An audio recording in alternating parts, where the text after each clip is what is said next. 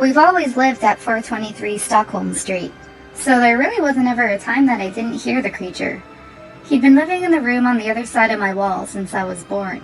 When I was a very young child, I thought he was my friend. I would knock and he would bang back. I would giggle and he would mumble words to me that I couldn't understand. I thought he was there to protect me from my nightmares, but as I got older, I started to be afraid. My parents insisted that there wasn't a room on the other side of my wall. Over time, I realized that he wasn't my friend at all. That's when the scratching, moaning, and sporadic banging began to scare me. When I was 8, I finally broke down and told my parents about the creature in my wall. I was terrified that he would come into my room one night and kill me. My mother rolled her eyes and told me it was mice. She never listened to me anyway.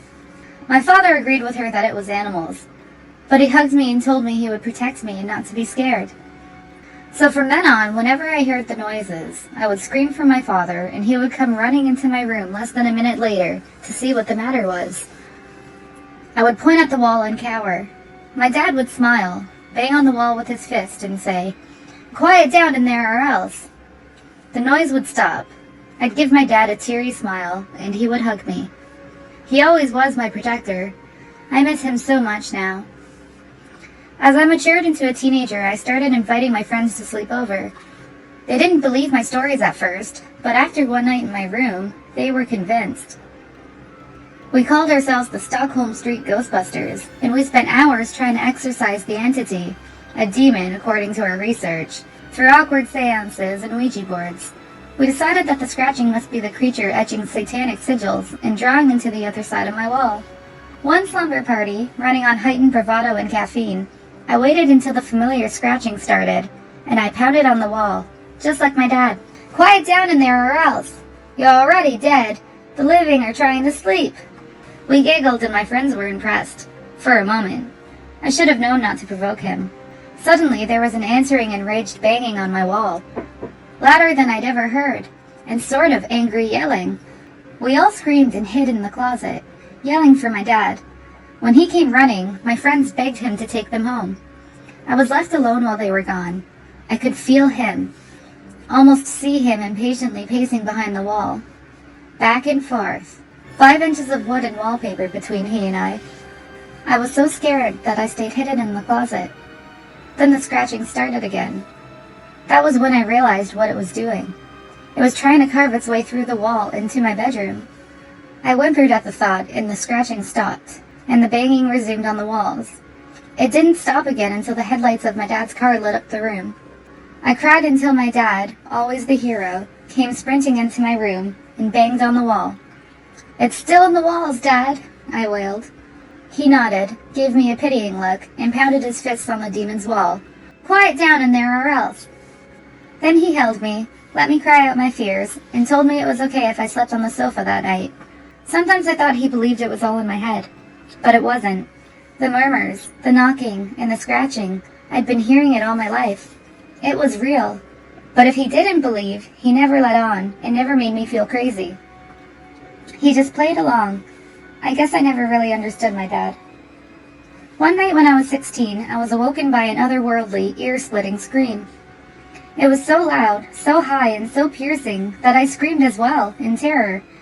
The scream ended abruptly, and a moment later my dad came running in. "You heard it!" I cried as my body racked with sobs. "How could you not hear it? You had to have heard it." "Oh, sweetie," my dad said at the end of my bed, his hair disheveled and a far-off look in his middle-of-the-night bloodshot eyes. "Of course I heard it, but it was just an owl. I'm sure of it. We've been seeing a few in the neighborhood." "No, Dad, listen to the walls." "Lindsay, please, Dad." He sighed but nodded, and we sat and listened for a while. I needed my dad to know the truth and finally believe me. We were all in danger. But no more sounds came from the wall that night. I didn't hear him again after that. Not for a long time. The wall suddenly felt empty to me for the first time in my life. Maybe it was dormant, or maybe I'd been called back to hell. But either way, I knew it would be back. Oddly, when the creature did return, I didn't really notice at first. After 16 years, it was simply white noise to me, a background soundtrack as familiar to me as my own face. It took so long for me to process that it was back, and I can't put my finger on when it actually started. I think that's what sealed our fates in the end. The noises were just so inherent to me that I failed to understand how unusual they really were, and had been all along. When I finally did realize what I was hearing, I'm ashamed to say I felt almost relieved. The haunt progressed in the same cycle it had all my life. First the groans, then the banging, then light lazy tapping, and then finally the scratching. Always the scratching. I've told my dad about the scratching, and about how I thought the creature was trying to rip through the wall and into my room. My dad laughed and told me there were 3 inches of solid metal on the other side of the wall, and that nothing, not mice, raccoons, feral cats, or even ghosts could come through my wall. And he should know, he built the house himself. And besides, he assured me he would always be there to protect me. But in the end, he wasn't. Since I was moving out in a year, I decided I had no choice but to just stick it out. After 16 years with him, what was 12 more months? I grew unconcerned, lazy, and complacent. I ignored the noises, even started to bang back again. I used logic to pacify my fear. Whatever it was, it couldn't come through the wall. If it could, it would have done so years ago. And I sensed that more than anything else in the world, it wanted out. And since it was still in there, obviously it was trapped. And I was right. The night the door was opened is the most vivid memory I have. I was at a friend's house when my mother called me and told me to come home immediately. This, in itself, was strange as my mother barely even acknowledged me and never ever called me. I drove the 5 miles back to my neighborhood, but I had a hard time getting in. I started to panic as I desperately weaved through all of the media vans, police cars, and SWAT trucks.